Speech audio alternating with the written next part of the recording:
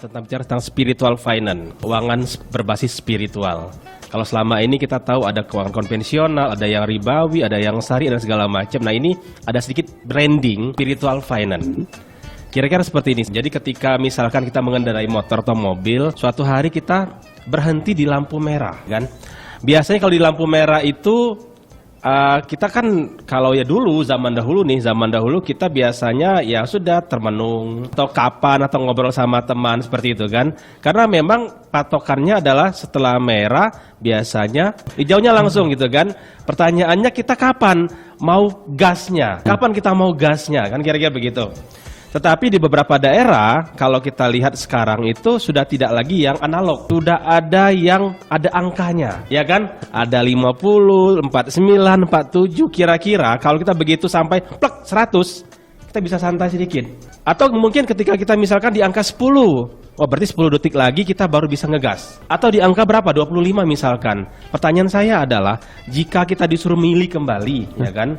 Kan di beberapa daerah juga masih ada yang analog, masih ada yang sudah ada yang digital. Kita lebih senang yang digital, yang ada angka-angkanya, atau yang analog? Analog, kenapa analog? Jadi kalau kita lihat misalkan begini, ketika kita sudah tahu nih, itu masih 50, berarti kan kita ketika mau nyampai di lampu merah tersebut, kita kan santai. Tetapi kalau kita misalkan sudah tahu di angka 5, wah ini kalau saya ngabut, bisa jadi saya kena polisi, saya kena tilang. Ada yang namanya rasa di situ.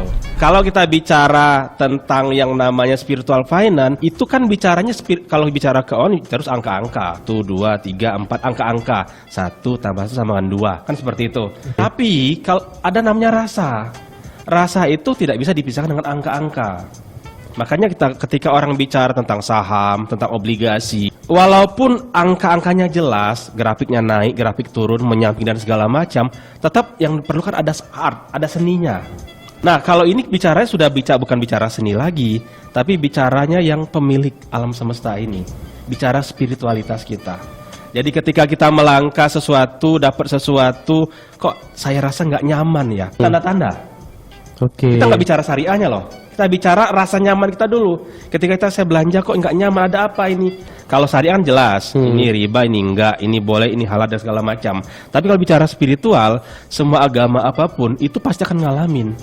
Ketika dia melakukan sesuatu yang tidak baik, dia akan berontak. Kok kenapa nih? Ada apa? Nah, itu bicara spiritual. Nah, sekarang bagaimana nanti antara rasa, rasio itu kita gabungkan sehingga tanda-tanda langit.